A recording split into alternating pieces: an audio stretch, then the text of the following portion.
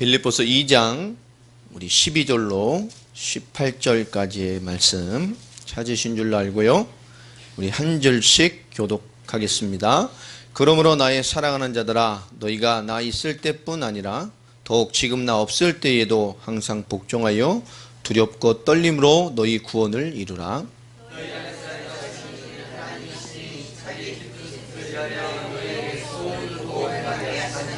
모든 일을 원망과 시비가 없이 하라.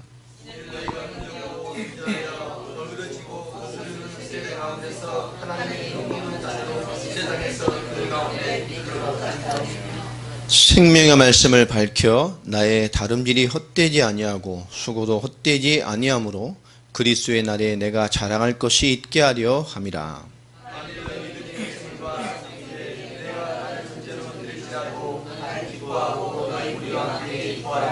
같이 읽습니다.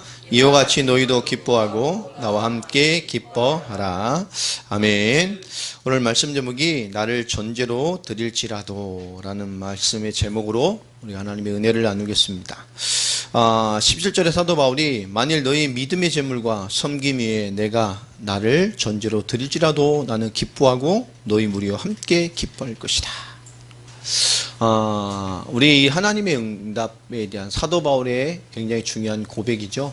이 빌립보 교인들의 그 믿음의 제물과 섬김 위에 내가 만일에 내 인생을 생으로 드려야 된다 할지라도 나는 기쁘게 그렇게 할 것이다. 왜냐, 너희들이 내 인생의 자랑이고 하나님의 자랑거리가 될 그런 믿음의 공동체이기 때문에 그렇다라는 얘기를 하게 되죠. 오늘 말씀 제목이 나를 전제로 드릴지라도 라는 얘기 제목입니다.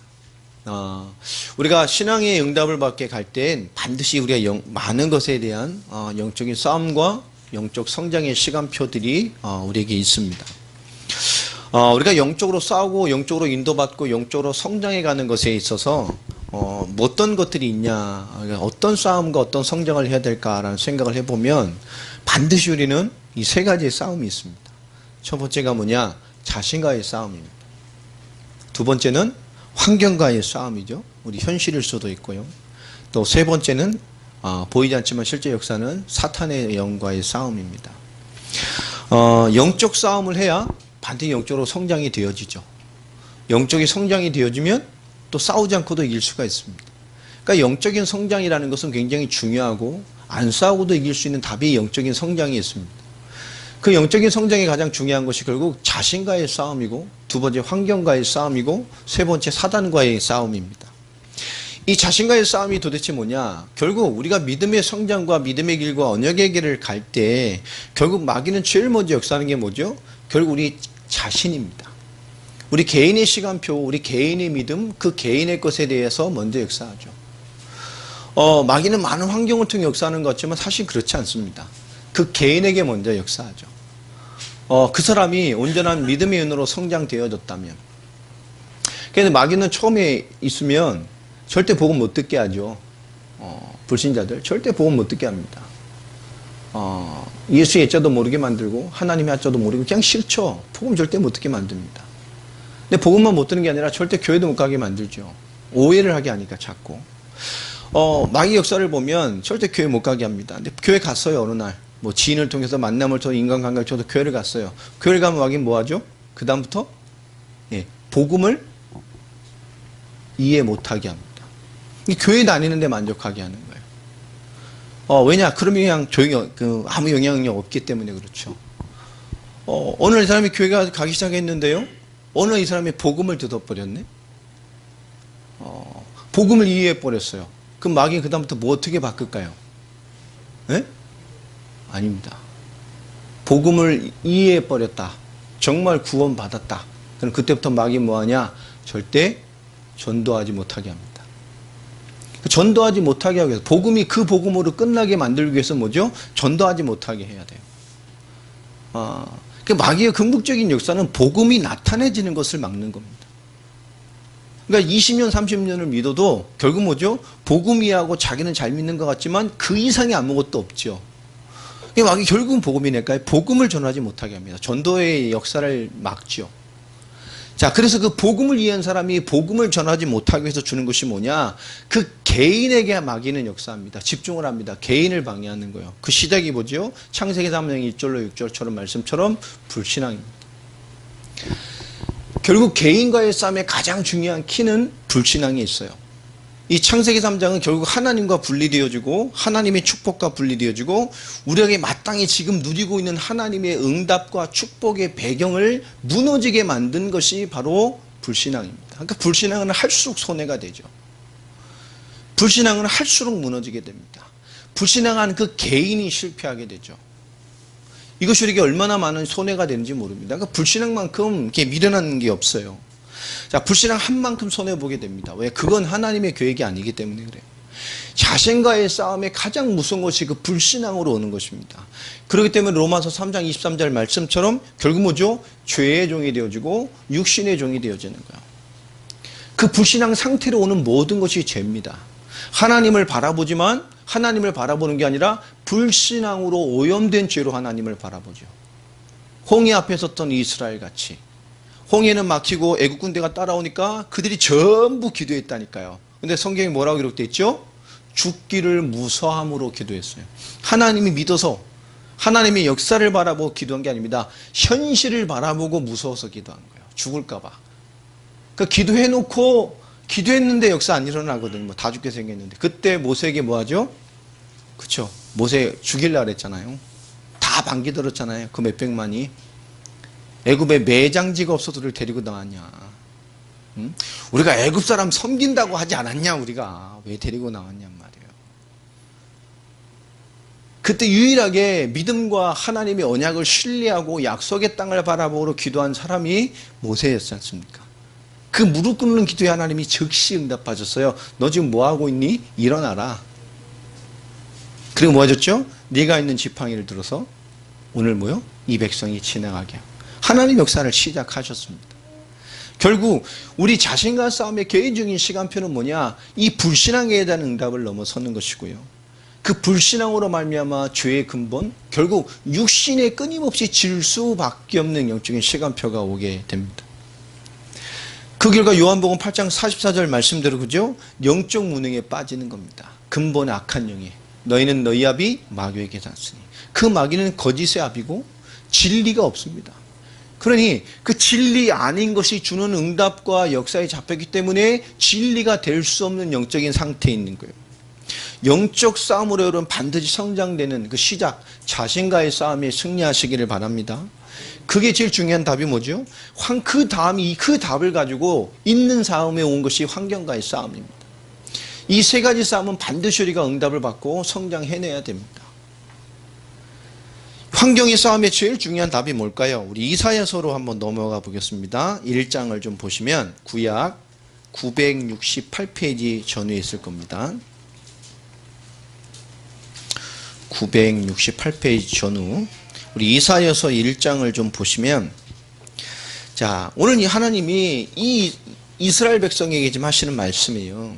2절 보시면 하늘이여 들으라 땅이여 귀를 기울여라 여호와께서 말씀하시기를 내가 자식을 양육하여 그 자식이 누굽니까? 이스라엘이요 하나님의 자녀. 근데 그들이 뭐하죠? 그들이 나를 거역하였도다. 지금 하나님의 자녀 같은 축복으로 자녀로 택한 그 이스라엘 오늘 땅에 이 믿음의 우리가 하나님을 거역하고 있다고 말을 합니다. 그 3절에 또 보면 소는 그 임자를 알고 나귀는 그 주인의 구유를 알건만은 이스라엘은 뭘 몰라요? 알지 못하고 누굴 몰라요? 주인을 몰라요. 나의 백성은 깨닫지 못하는도다 하였더라. 이스라엘은 하나님 안 믿은 적이 없다니까. 그런데 진짜 말하잖아요. 지금 이스라엘이 하나님을 거역하고 있을 뿐만 아니라 지금 하나님을 알아야 몰라요? 하나님을 믿는데 하나님을 모른다고 말합니다. 여러분 너무너무 이 재밌는 말이잖아요. 왜 이스라엘이 지금 포로로 전부 망했을까요? 이스라엘의 포로로 대환란을 겪을 때 주시던 메시지, 예언의 메시지가 이사야서 아닙니까? 왜 이스라엘이 그런 엄청난 실패를 겪게 되느냐? 오늘 하나님 말씀하시는 것이 뭐죠? 지금 하나님을 잘 믿고 율법을 잘 지키고 교생활 잘한다고 하는데 지금 하나님의 말씀은 뭐죠? 지금 나를 거역하고 있다니까. 율법을 잘 지키고 있는데 아니 지금 거역하고 있다니까. 신앙생활을 잘하고 있는데요. 아니 지금 거역하고 있다니까. 아니요, 하나님의 뜻을 위해 살고자 하는 마음이 진짜 있는데요. 근데 하나님 뭐라고 말하죠? 아니 지금 나를 거역하고 있다니까. 지금 예배 잘 드리려고 노력하는데요. 아니라고 말하는 거예요. 지금 나를 거역하고 있다니까. 그러면서 3절에 하는 말이 뭐죠? 왜 그렇습니까? 하나님을 알지 못해요. 정말로 하나님을 알지 못하고 있는 거예요. 나의 백성을 알지 못할 뿐만 아니라 나의 백성은 깨닫지 못하는도다 하셨더라. 여러분 정말 하나님을 알고 하나님을 깨닫게 되길 바랍니다. 우리가 자신과의 싸움은 이 불신앙과 육신과 세상 권세에 대해서는 반드시 응답을 받아야 됩니다. 이것은 우리 개인에게 영적인 무능으로 나타나지게 돼요. 여러분 영적인 무능에서 벗어나고 승리하게 되길 바랍니다. 정말 우리 자신이 영적 싸움에 승리해야 됩니다. 자신과의 싸움에 승리해야 됩니다. 그런데 의지와의 싸움, 내 환경과의 싸움이 아니에요. 반드시 중요한 개인의 영적인 싸움의 응답을 받아줘야 됩니다. 예배의 주역도 되어지시고 정말 영적으로 개인이 받을 응답 앞에 마땅히 있어야 돼요. 그 힘과 개인의 싸움이 있어야 우린 두 번째로는 환경과의 싸움의 응답을 받을 수 있습니다. 환경의 응답도 받고요. 축복도 받고요. 하나님의 역사 앞으로 살아갈 수 있는 사람이 되어진다니까요. 왜 우리가 환경과의 싸움을 못합니까? 개인이 근본 복음을 이해하지 못하고 있고 하나님을 알지 못하고 하나님을 깨닫지 못하고 있기 때문에 결국 온전한 하나님이신 축복의 배경과의 싸움이 실패가 될 때가 많아요. 오늘 4절에 보면 또 무슨 말씀을 합니까? 슬프다 범죄한 나라요. 지금 하나님이 범죄했다고 말하잖아요. 범죄의 근본이 뭐죠? 하나님을 거역하고 하나님을 알지 못하고 하나님을 깨닫지 못하고 있는 걸 하나 지금은 범죄라고 말하는 거예요. 허물어진 백성이여 행악의 종자여 행위가 부패한 자식이로다. 그들이 여호와를 버리고 이스라엘의 거룩하신 이를 만홀히 여겨 멀리하고 물러갔도다. 삶으로 신앙으로 실제 인생으로는 하나님을 떠나 있는 거야. 실제 삶으로는 행위가 부패한 자식이고 여호와를 버려 있고 이스라엘의 거룩한 이를 만홀히 삶에서는 가치 있게 붙잡지 못하고 있는 거예요. 여러분 실제 환경과의 싸움의 응답을 받아야 됩니다.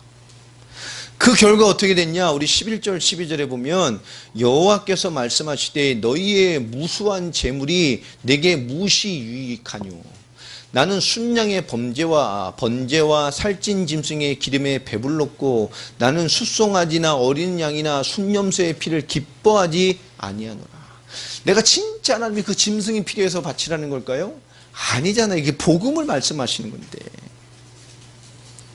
하나님이 지금 뭐 염소고기, 양고기, 소고기가 필요하셔도 덜라 그런 거겠어요?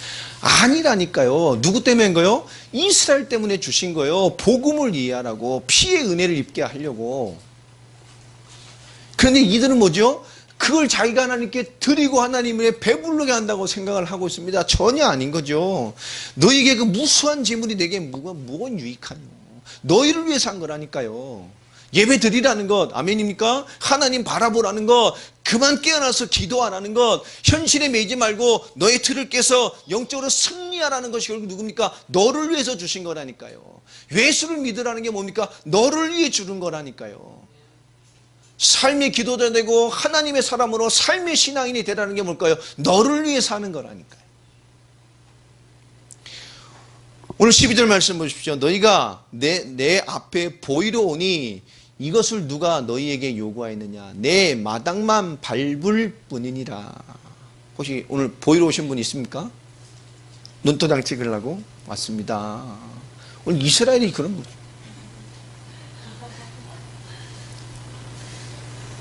하나님이요. 오늘 그 예비들은 하나님 안 만나고 와서 마당만 밟고 가는 거야. 그 누가 너희에게 이걸 요구했냔 말이야. 하나님 만나고 예배 드리고 영적인 응답을 받으라고 너를 위해 산 모든 것들을 결국 뭐죠? 지극히 그냥 하는 어떤 행위, 일주일에 한 번씩 하는 무언가의 행위, 잃어버린 거죠. 삶에서 환경과의 싸움을 이겨낼 수가 없습니다. 13절 말씀해 보니까 헛된 재물을 다시 가져오지 말라. 분향은 내가 가증히 여기는 바요. 헛된 재물로 드리는 거죠. 믿음 없는 거. 그 개인의 믿음과 진짜 하나님을 온전히 알고 하나님 앞에 서서 이 말씀의 무언가로 승리하는 온전한 삶에서의 하나님이 없는 그런 것들로. 그리고 말씀합니다. 가증히 여기는 바에 월삭과 안식일과 대회로 모이는 것도 그러니. 그리고 열심히 모여 절기로 모이고 주일 모이고 뭐로 모이고 모입니다. 근데 주님 뭐라 그러죠? 삶의 믿음이 없다니까요. 이 그렇게 모이는 것도 그러하니 성회와 아울러 악을 행하는 것을 내가 견디지 못하겠다. 성회가 뭡니까? 이게 성회잖아요. 거룩히 모이는 건데 거룩히 모이는 것이 뭐요? 거룩히 모임과 아울러 악. 하나님 얼마나 가슴 아프겠어요. 우리에게 주시는 답들인데. 그러면서 15절부터 좀 보면 이런 말을 합니다. 너희가 손을 펼 때에 내가 내 눈을 너희에게서 가리고 너희가 많이 기도할지라도 내가 듣지 아니하리니 이는 너희의 손에 피가 가득함이라. 하나님 저에게 주여 이런 거 아닙니까? 근데 우리 주를 바르려 그 마음 피우는데 하나님 뭐 한다 그래요? 이거 할 때 주님 뭐요? 안 볼란다. 너희가 많이 기도해도 뭐요? 듣지 않는다 그래요. 이건 굉장히 중요한 겁니다. 여러분 환경과의 싸움이 여러분 꼭 응답을 받으시기 바랍니다. 왜 그렇죠? 너희 손에 피가 가득하다. 이 피는 언약의 피를 말하는 게 아니죠. 뭐죠? 죄된 상태입니다. 진노의 상태를 말하는 거예요. 16절에 너희는 스스로 씻으며 스스로 깨끗하게 하여 내 목전에서 너희 악한 행실을 버리고 행악을 그치고. 그렇죠? 너희 악한 행실, 결국 삶의 시간표를 얘기하는 거예요. 여러분 환경과 현실과의 싸움에 꼭 승리하시길 바랍니다. 하나님이 있는 자의 삶을 살아가야 됩니다. 자, 우리는 자신과의 싸움의 시간표 반드시 있습니다. 그것이 우리의 영적인 성장과 연결되어지고, 두 번째로 그 영적인 성장의 시간표를 따라서 하나님은 환경의 싸움에 우리의 답을 주십니다. 환경과의 싸움에 승리한 자가 하나님의 기업을 삶의 영역으로 누려갈 수가 있어요. 하나님이 주신 응답을 응답으로 키워내는 것이 얼마나 중요합니까? 자, 마귀는요 분명히 이 환경을 통해서 근본에 뭐가 역사하느냐, 이 사단과의 싸움이 반드시 있습니다. 요한복음 8장 44절 말씀대로 이것은 거짓의 압이고, 에베소서 4장 27절 말씀처럼 이 사단은 지금도 틈을 타고 있어요. 지금도 틈탑니다. 예배도 말씀도 영적인 삶도 틈타게 되어 있어요.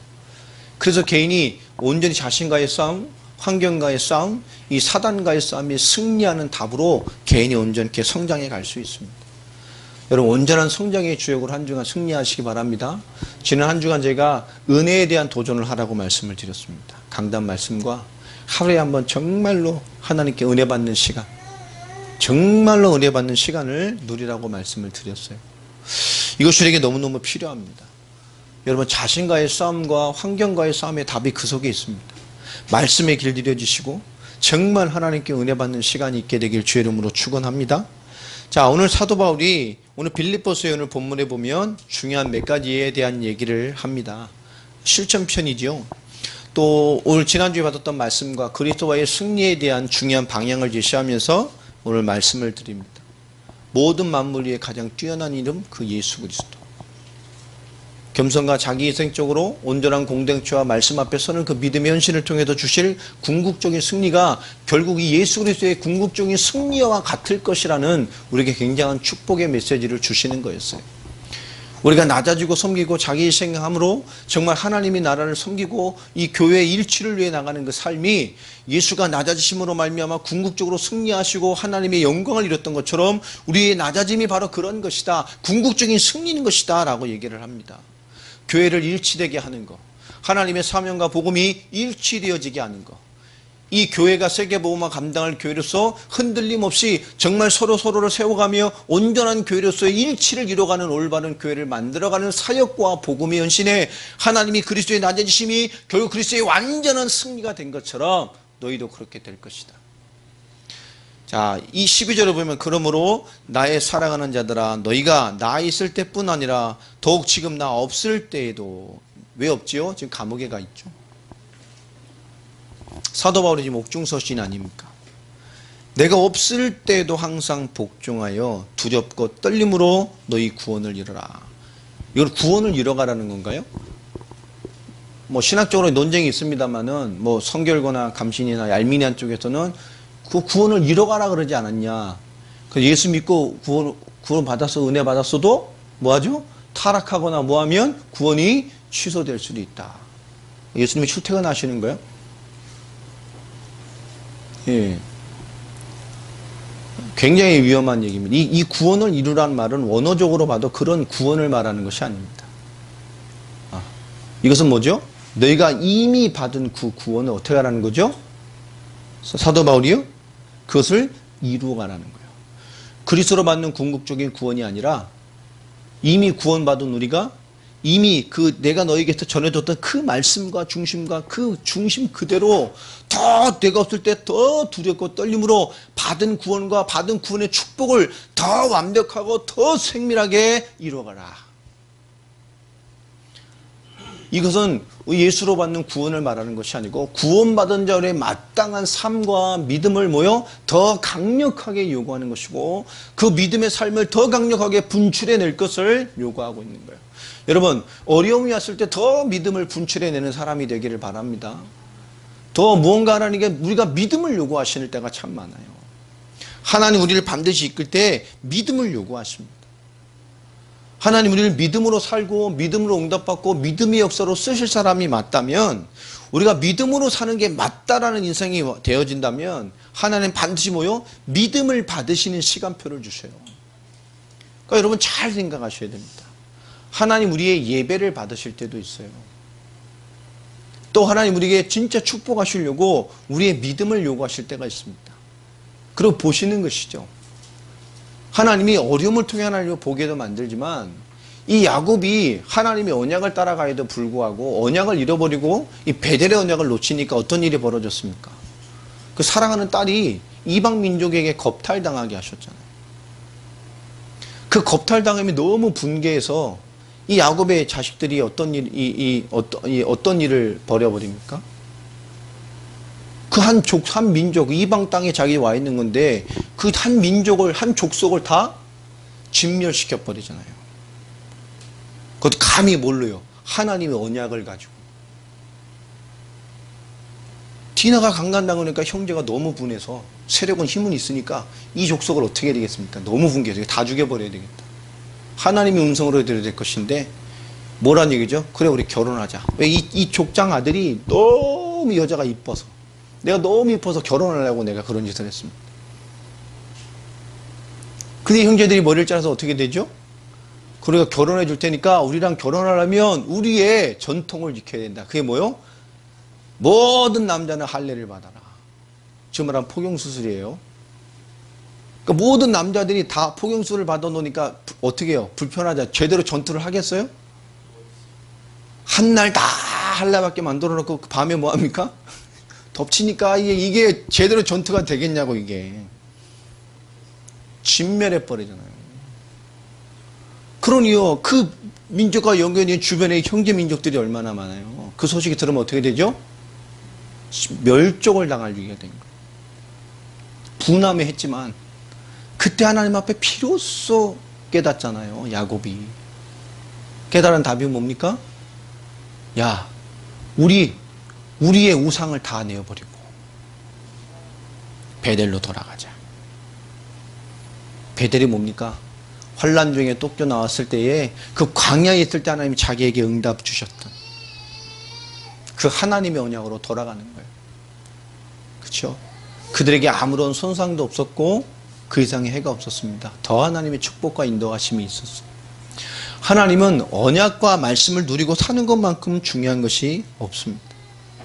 오늘 말씀해 주시는 것처럼 오늘 너희가 너희 안에 있는 그 구원의 비밀을 이뤄가는 가장 중요한 답을 주시고 13절 보면 너희 안에서 행하시는 이는 하나님이시니 자기의 기쁘신 뜻을 위하여 너희에게 소원을 두고 행하게 하시나니. 우리가 하나님이신 복음과 믿음과 영적인 삶을 더 강력하게 뿜어낼 것을 사도 바울이 요구하면서, 왜 그것을 강력하게 뿜어내야 되느냐, 더 믿음과 영적인 구원의 축복과 믿음의 영향을 왜 더 많이 뿜어내고 더 분출해내고 살아가야 되느냐. 오늘 13절에 보니까 하나님께서 우리 안에 행하시는 이는 하나님이시니 자기의 기쁘신 뜻을 위해 우리에게 뭘 넣어두셨어요? 소원을 두고 행하게 하신다고 말합니다.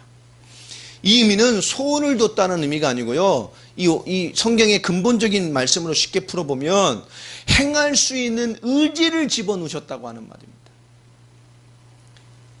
우리 안에서 행하시는 분이 하나님이십니다. 그분이 우리에게 들어오셔서 우리에게 그분의 기쁘신 뜻을 위하여 뭐요? 기꺼이 우리가 그것을 행하며 살아갈 수 있는 의지를 심어주셨다니까요. 아멘입니까? 오늘 사도 바울은 우리에게 소원을 두고 행하게 한다고 말합니다. 의지를 말하는 거예요. 하나님에게 믿음을 주셔서 그 믿음의 뜻과 은혜로 살아갈 수 있는 의지를 우리에게 주셨어요. 기꺼이 그것을 내 잡고 뭐요? 그것을 인생되게 하고 내 방향되게 하고 나의 이유화되게 하는 의지를 우리에게 넣어주셨습니다. 맞습니까? 그래서 우리 에베소서 3장에 보면 잘 기록되어 있죠. 뭐라고 말을 합니까? 너희가 믿음으로 그리스도가 너희 안에 계시게 해라. 아멘입니까? 오늘 그런 말씀과 다 연결되어집니다. 여러분, 우리가 하나님 우리에게 기꺼이 주의 뜻을 위해 살아갈 의지를 주셨어요. 그 의지를 여러분 발휘하시기 바랍니다. 오늘 예배의 순간순간 우리는 주님이 우리에게 넣어주신 믿음과 영적인 의지를 뿜어내며 살아야 돼요. 우리 안에 넣으신 구원의 완전한 축복을 분출하며 살아갈 수 있어야 됩니다. 더 믿음의 현장에서 믿음을 나타내고 은혜를 나타내고 말씀 가진 자의 삶과 마땅한 언약의 삶을 나타내고 살아가는 것이 우리에게 가장 강력한 의지가 되어주고, 우리가 더 믿음으로 사는 것이 가장 강력한 주님의 메시지가 되어주는 인생들이 되어져야 돼요. 지금 여러분의 의지와 여러분 움직이는 가장 강력한 메시지가 뭡니까? 영적으로 나약하면 그 나약함이 주는 메시지가 나의 의지를 움직이죠. 영적인 힘을 잃으면 영적인 힘을 잃어버리는 그 무언가의 메시지가 나의 의지가 되고 나를 움직이는, 나에게 분출되는 메시지가 되어집니다. 여러분, 무엇을 분출하고 어떤 의지에 여러분이 매일 살아갑니까? 여러분의 어떤 의지가 여러분을 끌고 가고 있죠?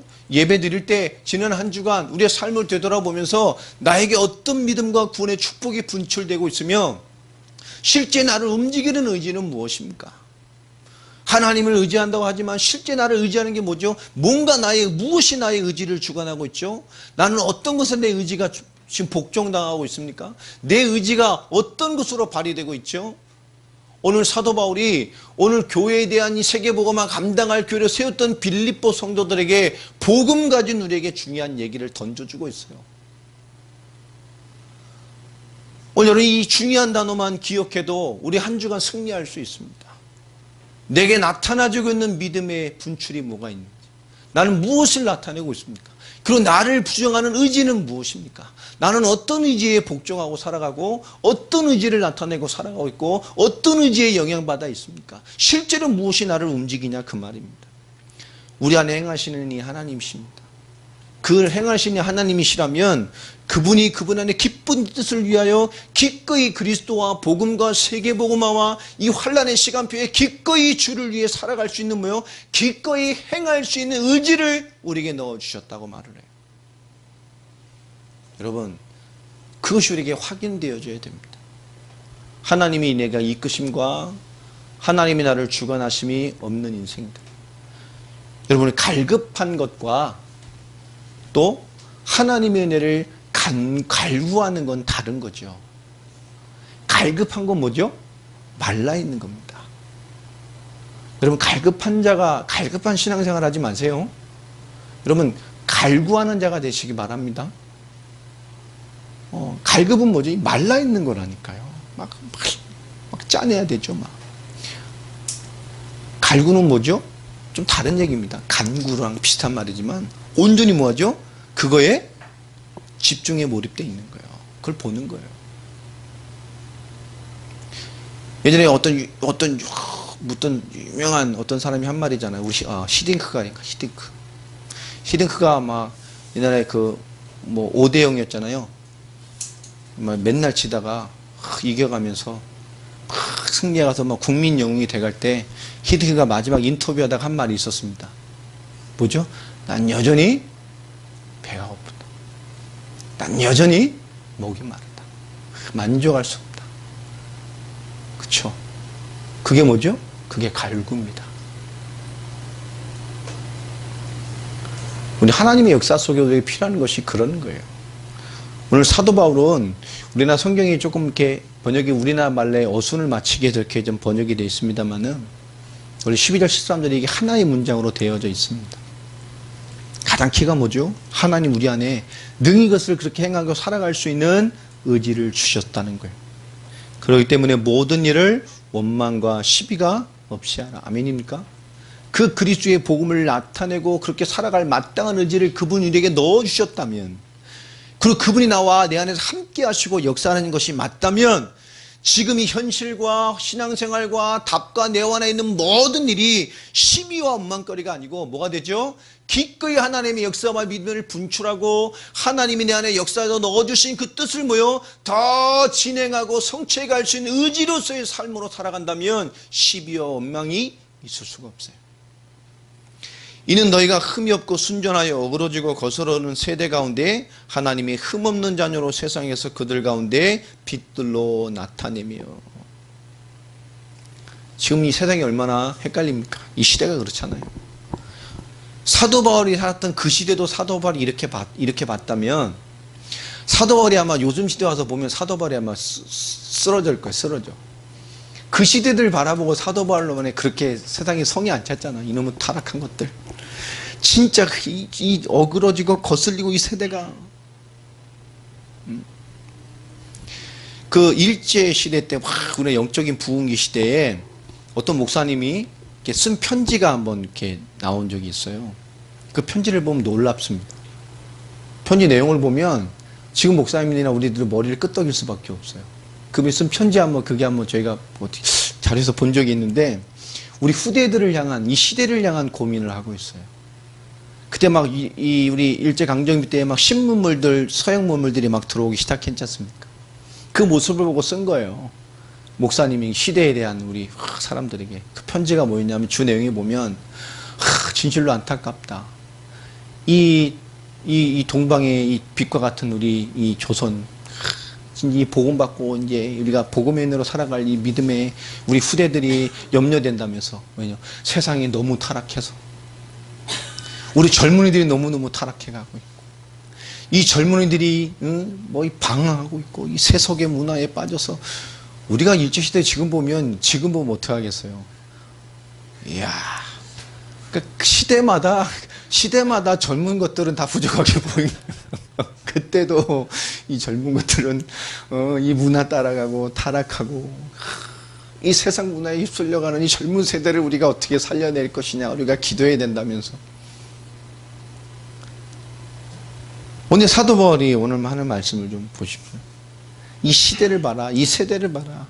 정말로 순전하지 못하고 이 정말 어그러지고 이 모든 것을 거슬려가는 이 시대를 봐라. 이 시대 가운데서 하나님의 흠없는 자녀로 세상에서 그들 가운데 빛들로 우리가 나타내야 될 것이 아니냐. 왜 그렇지요? 생명의 말씀을 밝혀 나의 다름질을 헛되지 아니하고 수고도 헛되지 아니하므로 그리스도의 날에 내가 자랑할 것이 있게 하려 함이라. 나의 수고와 나의 연신과 이 모든 삶이 결국 하나님과 그 마지막 때에 하나님의 자랑이 되게 하려고, 헛된 일이 아니 되게 하려고. 그러면서 한 고백이 17절입니다. 너희의 믿음의 재물, 사도 바울의 세계복음을 도우려고 보낸 그 믿음이 있는 재물과 너희의 섬김 이 위에 내가 전제도 드릴지라도, 내가 정말로 목숨을 잃고 순교하는 일에 벌어질지라도 나는 기뻐하고 너희 무리와 함께 기뻐할 것이다. 그들의 믿음이 뭐였습니까? 예수를 그리스도 믿고 그들의 재물이 뭐였죠? 그가 감당할 세계복음화를 인생으로 진짜로 도왔던 교회가 그들입니다.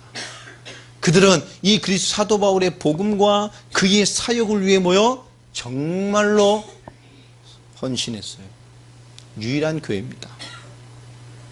정말로 그 복음과 그 복음의 성취를 위해 드린 너희의 인생의 삶, 오늘 우리에게 주시는 메시지잖아요.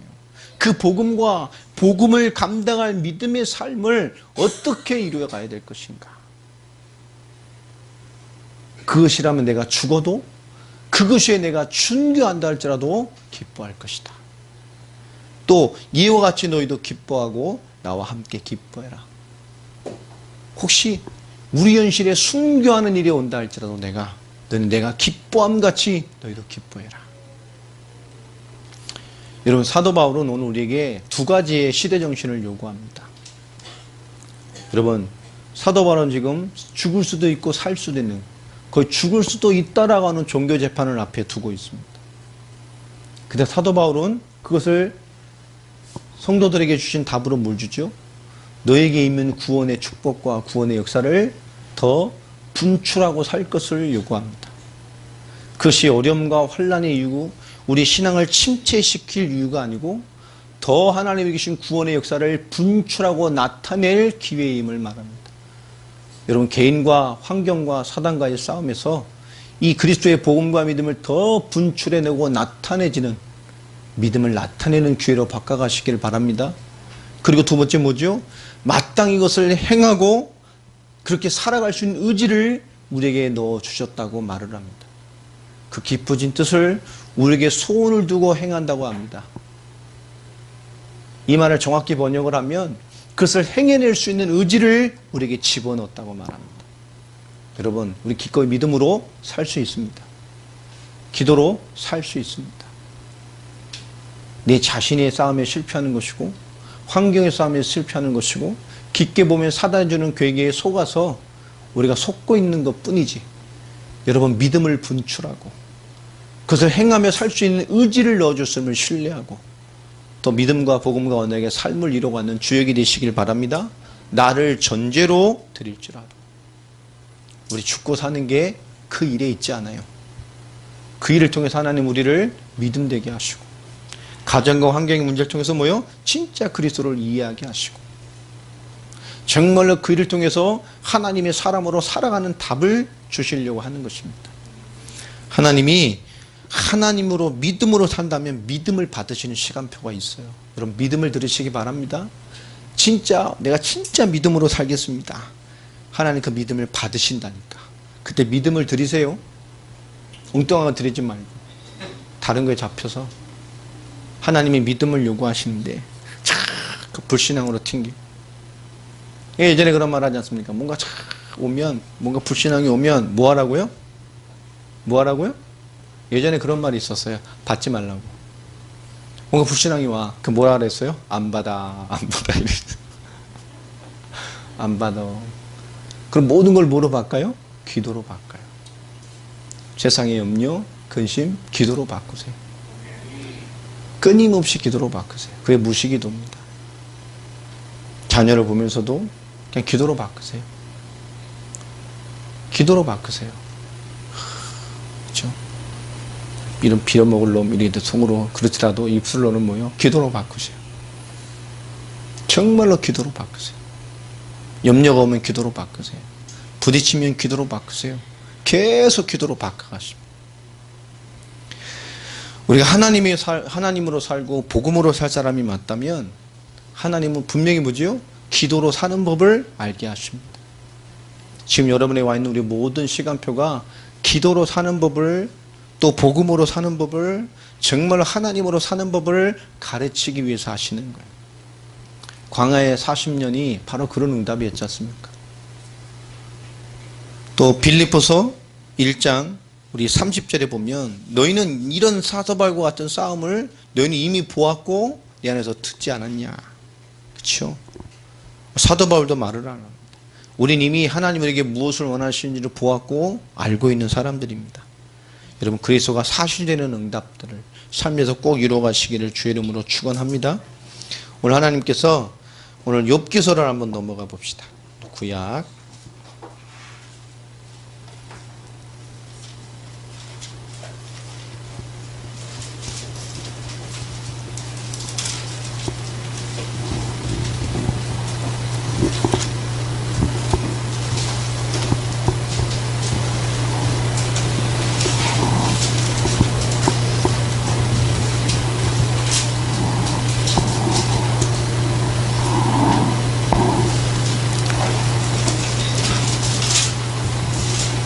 욥기서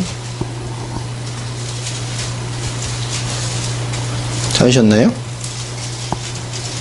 자, 욥기서 17장 9절을 보십시오. 17장 9절.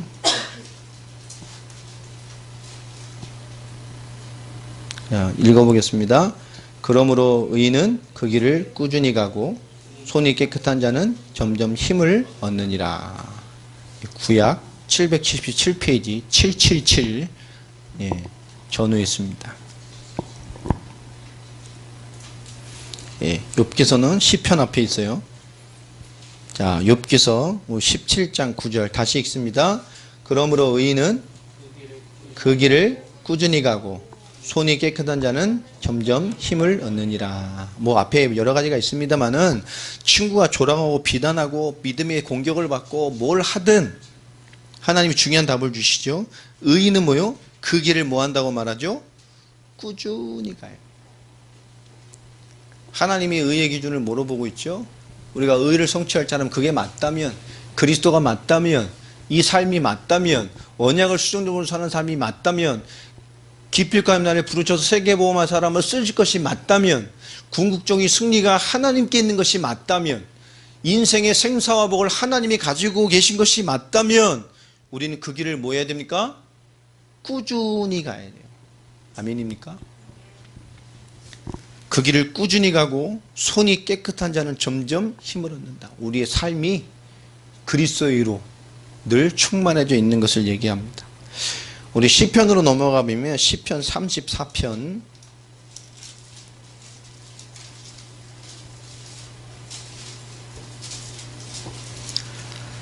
15절 우리 같이 읽어보겠습니다. 시편 34편 15절 여호와의 눈은 의인을 향하시고 그의 귀는 그들의 부르짖음을 매 기울이시는도다. 여호와의 눈은 누굴 향하셔요? 의인을 향하시고 그분의 귀는요? 그들의 부르짖음을 듣고 계셔요. 17절 읽어보겠습니다. 의인이 부르짖음에 여호와께서 들으시고 그들의 모든 환난에서 건지셨도다. 아멘. 19절 또 볼까요? 의인은 고난이 많으나 여호와께서 그의 모든 고난에서 건지시는도다. 아멘입니까? 고난이 많으세요? 의인이란 증거입니다. 잘 이해하셔야 돼요. 답은 뭐죠? 하나님이 건지시는 거예요.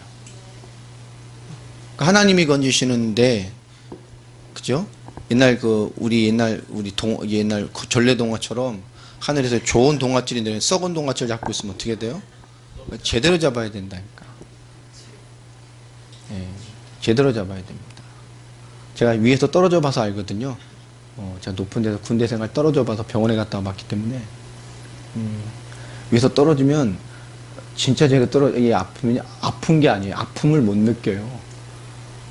진짜 세게 떨어지면 꽝 떨어지면요 정신이 없습니다. 나중에 아파요. 한참 지나서. 그렇죠? 여러분, 오늘 하나님이 의인에 대한 기준을 말씀하셨어요. 의인은 누구라고요? 언약 안에서 언약의 삶으로 뭐요? 꾸준히 가는 겁니다. 언약을 이뤄가는 자의 삶이에요. 그게 의인입니다. 그래서 그 손을 더럽히지 않는 언약 안의 인생을 살아가는 거예요. 근데 그 언약을 이뤄가는 의인에게 하나님 말씀이 오늘 시편 34절 말씀처럼 하나님이 보고 계시고 듣고 계십니다. 그 부르짖음을 하나님 거저 환난 가운데서 건져내십니다. 맞습니까? 우리가 뭐가 오는 것 같고 고난이 많은 것 같으나 결국 왜 그렇죠? 하나님의 말씀과 뜻으로 살려고 하니 우리가 볼 때 세상과 세상의 원리를 볼 때는 안 맞는 게 많은 것 같아. 그게 환난이요.